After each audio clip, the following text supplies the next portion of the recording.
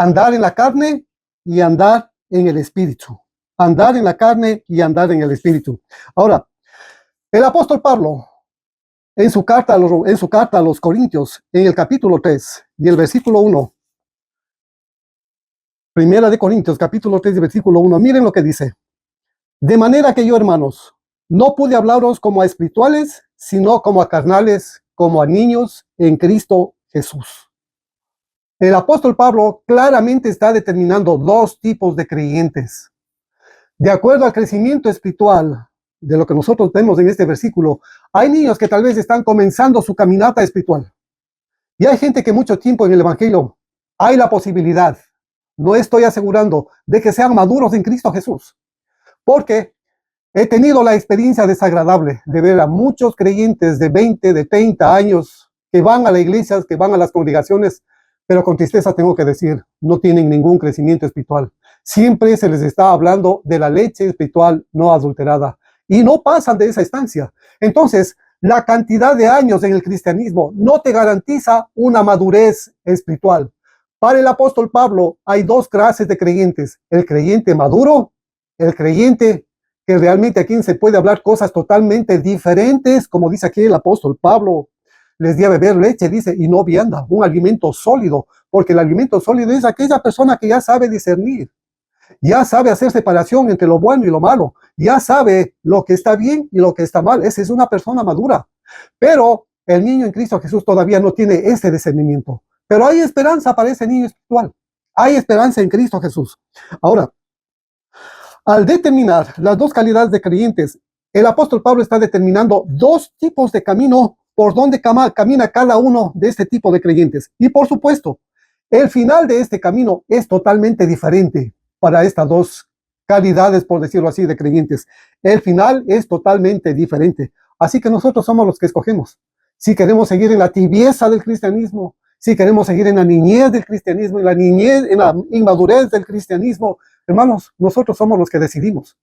Pero si determinamos todo lo contrario, caminar en Cristo Jesús, caminar en Él, lo cual implica esfuerzo, lo cual indica dedicación, lo cual indica estudiar las Escrituras, lo cual indica orar, realmente sentarnos en las cosas del Señor, eso implica una inversión de tiempo. Implica una inversión de tiempo. Ahora, este conflicto entre la carne y el espíritu no es nada nuevo. Nosotros vemos en el Antiguo Testamento, en el libro del Génesis, ya apareció este problema en el libro del Génesis, Génesis capítulo 6 y el versículo 3. Miren lo que dice el Señor. Y dijo Jehová, no contenderá mi espíritu con el hombre para siempre, porque ciertamente él es carne, más serán sus días 120 años.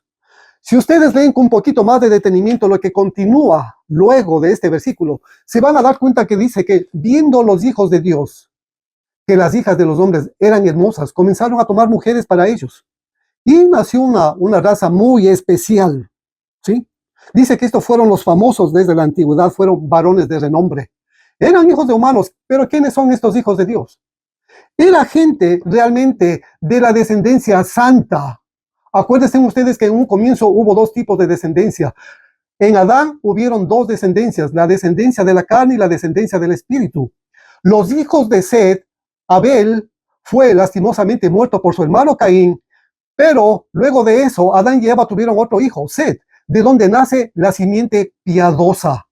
Y la simiente impía, por decirlo de esta manera, continuó con Caín, dos simientes.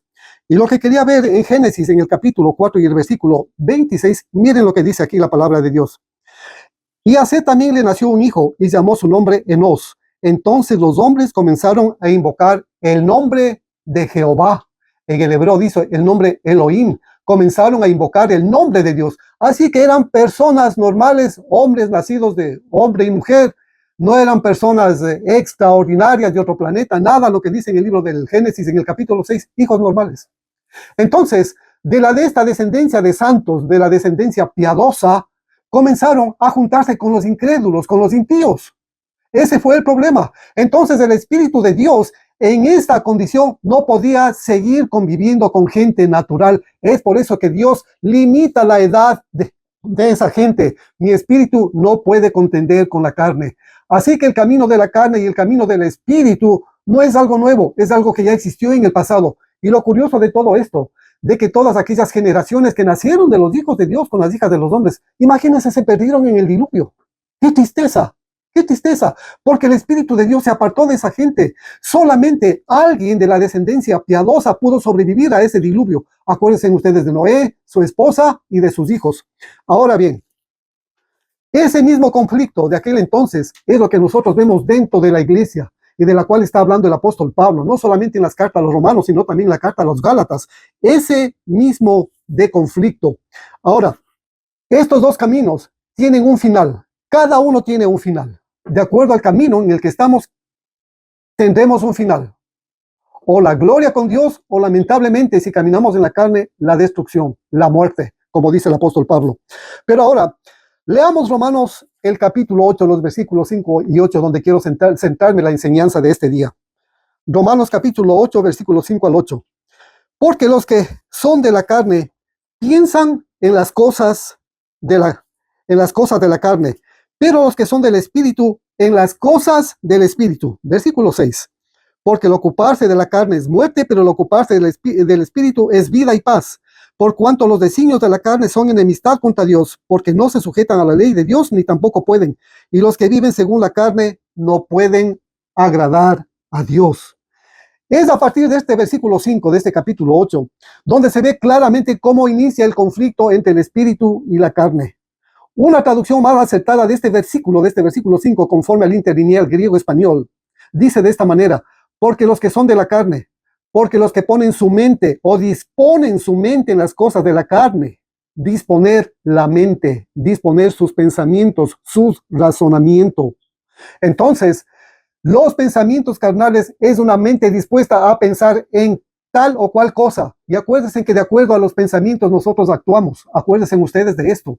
Entonces, las acciones, la disposición de una mente carnal va a llevar a obras de la carne. Directamente nos van a llevar allá.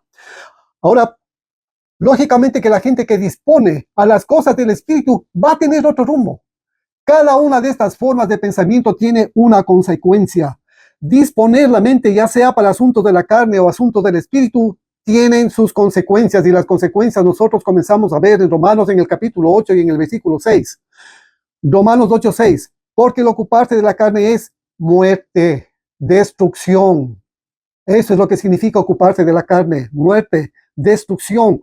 Pero las consecuencias de ocuparse en el espíritu es vida y paz. Y tengo unos dos ejemplos bien concretos respecto a esto. Cuando el apóstol Pablo fue a Corinto, en Primera de Corintios, capítulo 3 y versículo 3, ¿qué es lo que encontró? ¿Qué es lo que vio él ahí? ¿Qué es lo que le dijeron acerca de esta congregación? Miren cómo dice el apóstol Pablo, Primera de Corintios, capítulo 3 y versículo 3. Porque aún sois carnales, pues habiendo entre vosotros celos, contiendas y divisiones, ¿no sois carnales y andáis como hombres?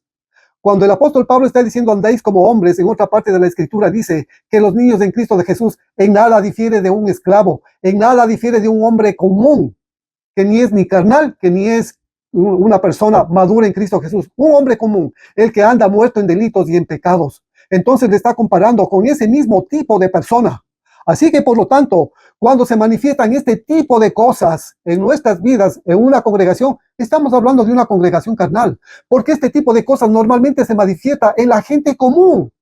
En el pueblo común y corriente se manifiestan todas estas cosas. Y si ustedes leen Gálatas en el capítulo 5, el capítulo 6, se van a dar cuenta cuáles son las obras de la carne, cómo las enumera el apóstol Pablo. Son algunas, son varias. Y lo curioso de todo esto, que todas estas cosas están alojadas en el corazón del hombre, porque de la abundancia del corazón, dice, salen los malos pensamientos, salen los robos, salen los homicidios. Entonces, la mente carnal está llena en su interior de muerte. De muerte. Y eso es lo que expresa a través de su vida, a través de sus obras. Eso es lo que expresa. Pero, ¿qué es lo que encontró el apóstol Pablo en la iglesia de los colosenses? Aquí cambia totalmente el mensaje, cambia totalmente las actitudes. Miren, si ustedes van a Colosenses y si leen los versículos 4 y 5, miren lo que encontró el apóstol Pablo en esa iglesia. Habiendo oído de vuestra fe en Cristo Jesús y del amor que tenéis a todos los santos a causa de la esperanza que os está guardada en los cielos, de la cual ya habéis oído por la palabra verdadera del Evangelio. En estos dos versículos nosotros encontramos el camino del Espíritu expresado en fe, en amor y en esperanza. Bendito sea Dios. Tres atributos que le pertenecen al Espíritu de Dios y que Él quiere que se manifiesten a través de nuestras vidas. Eso fue lo que encontró en esta iglesia de los Colosenses el apóstol Pablo. Ahora, esta fe, amor y esperanza, el apóstol Pablo hace referencia en 1 Corintios a esta iglesia carnal, cuando él comienza a hablar acerca de la preeminencia del amor. Si ustedes van a 1 Corintios, al capítulo 13 y al versículo 13, 1 Corintios, capítulo 13 y versículo 13, él hace una preciosa disertación acerca del amor y concluye en este versículo con lo que acabo de decir. 13:13. Y ahora permanecen la fe, la esperanza y el amor. Estos tres, pero el mayor de ellos es el amor. ¿Qué es lo que permanece en nuestras vidas en este momento, en este instante? ¿Qué es lo que hay en nuestro corazón durante todos estos años de travesía en el Evangelio de Cristo Jesús? ¿Cuánto le hemos permitido al Espíritu Santo de Dios obrar en nuestros corazones? ¿Todavía hay obras de la carne? ¿O el fruto del Espíritu está manifestándose en la vida de cada uno de nosotros? Es impresionante, hermano. No pretendo hablar mal de nadie, no pretendo hacer quedar mal a nadie. Pero es curioso cómo los hermanos de diferentes denominaciones defienden el nombre de su denominación, cómo defienden a sus pastores, cómo defienden a las personas. Sí, y eso es lo que había en la ciudad de Corinto. Uno se decía ser de tal persona, de tal hombre de Dios, de Pablo, de Silas, de cualquier otra persona. Cuando no se daban cuenta que al hacer eso estaban haciendo separación, división, y la división es una obra de la carne. Eso es lo que causa la división en el momento en que nosotros estamos exaltando un nombre de una denominación. Qué pena hablar de esta manera, qué pena hablar de esta forma. Imagínense decir, yo soy bautista, yo soy pentecostal, yo soy aliancista, yo soy de tal. Hermano, puedes ser de esa congregación, pero no eres de Cristo Jesús. Porque todavía Cristo Jesús no se ha formado en tu vida. Porque todavía Cristo Jesús no está formado en tu mente y en tu corazón. Entonces, nuestra primera forma de presentarnos a la gente, ¿cómo es? Qué precioso, hermano, decir, pertenezco a la iglesia de Dios en Cristo Jesús, en la ciudad donde estamos viviendo. Y es así como el apóstol Pablo se refería a las congregaciones de aquel entonces. No hablaba de bautistas, no hablaba de aliancistas, no hablaba de pentecostales, no hablaba absolutamente de nadie de esa forma de denominación, sino que se estaba refiriendo a la iglesia de Cristo con un solo nombre, la iglesia de Dios en Cristo Jesús, por ejemplo, que está en Éfeso, que está en Galacia, que está en Corinto, la iglesia de Dios que está en Cristo Jesús, bendito. Eso cambia absolutamente todas las cosas. Ahora, en el capítulo 8 y el versículo 7, aquí vemos otra consecuencia. Leamos Romanos 8:7 y veamos otras consecuencias. Por cuanto los designios de la carne son enemistad contra Dios, porque no se sujetan a la ley de Dios, ni tampoco pueden. Estaba viendo el significado de esta palabra, los designios, de este versículo 7, por cuanto los designios. Y viendo en el interlineal griego dice, la inclinación de la carne. Son enemistad contra Dios, porque no se sujetan a la ley de Dios ni tampoco puede. La Biblia nos muestra otra consecuencia del camino de la carne, enemistad contra Dios. ¿Y saben ustedes lo que significa enemistad? Enemistad significa hostilidad, oposición. La raíz de la palabra enemistad significa odiar, odioso. Y esta misma palabra como un sustantivo significa adversario. La Biblia llama adversario al diablo y a Satanás. En otras palabras, si un creyente carnal no quiere salir de ese camino, es un adversario de Dios. Es un enemigo de Dios. Entonces, nos conviene realmente ver nuestra condición espiritual. Ver nuestra condición espiritual. ¿Cuánto nos estamos beneficiando de la congregación a donde estamos yendo? ¿O estamos asistiendo a una congregación carnal o estamos asistiendo a una congregación que camina en el espíritu? Lo exitoso, hermanos, es de que caminemos en una congregación que camina en el espíritu. Porque de lo contrario, si vamos a una congregación que es todo lo contrario, estamos encaminados a la destrucción. Encaminados a la destrucción, a la muerte. Gloria a Dios. Ahora, en el versículo 8 de este mismo capítulo, miren lo que dice. Y los que viven según la carne no pueden agradar a Dios. Si hay contiendas, si hay adulterios, si hay robos, si hay todo ese tipo de obras de la carne que el apóstol Pablo relata un poco más adelante, no se puede agradar a Dios de esa manera. ¿Cómo podemos ser agradables a Él si estamos practicando cosas contrarias a la perfecta voluntad de Dios? Cuando el objetivo del Señor es de que el fruto del Espíritu sea visto en nuestras vidas: amor, gozo, bondad, fe, mansedumbre, templanza. Cuando todas aquellas cosas es el Espíritu de Dios el que quiere producir en nosotros. Pero ¿cuánta comunión tenemos con el Espíritu de Dios? ¿Cuánta amistad hemos desarrollado con el Espíritu Santo? ¿Cuánta intimidad hemos desarrollado con Él? ¿Cuánto le hemos permitido al Espíritu Santo de Dios decir: Señor, da muerte a lo que soy? En mí no mora el bien. Miserable de mí, ¿quién me librará de este cuerpo de muerte? En este cuerpo de muerte están todas estos males que combaten contra el Espíritu Santo de Dios. Pero si somos sinceros, honestos con el Espíritu Santo de Dios, Él va a seguir trabajando día tras día en nuestras vidas. Él va a seguir obrando en nuestro ser, en su idioma, en su manera de tratar con los creyentes. Él va a seguir permitiendo que estos rasgos de carácter, que son los rasgos de carácter de Cristo Jesús, comiencen a aparecer en nuestras vidas. Bendito sea Dios. Hermanos amados, si seguimos un poco más adelante en la lectura de aquí del libro de Romanos, el apóstol Pablo en el versículo 9 dice: mas vosotros no vivís según la carne, sino según el Espíritu. Y escuchen esto, esto es condicionante. Si es que el Espíritu de Dios mora en vosotros. Y si alguno no tiene el Espíritu de Cristo, no es de Él. Gloria a Dios. Sin el Espíritu de Cristo Jesús, sin el Espíritu que le levantó de los muertos, no está habitando en nosotros. Hermanos, no podemos forzar a nuestra alma, a nuestro ser, a producir el fruto del Espíritu. No podemos forzar a considerarnos ser llamados hijos de Dios si es que el Espíritu de Dios no mora en nosotros. Acuérdense ustedes que el Espíritu de Dios ha sido derramado sobre los corazones de los hombres, sobre los hijos de Dios, el Espíritu Santo de Dios. Así que no menospreciemos la voz del Espíritu Santo de Dios, el llamado del Espíritu, para dar el fruto que proviene de Él. Bendito sea Cristo Jesús. Pero si Cristo, versículo 10, está en vosotros, el cuerpo en verdad está muerto a causa del pecado, mas el Espíritu vive a causa de la justicia. Consideraos vosotros mismos muertos al pecado, pero vivos para con Dios en Cristo Jesús. Consideremos que este cuerpo está muerto al pecado.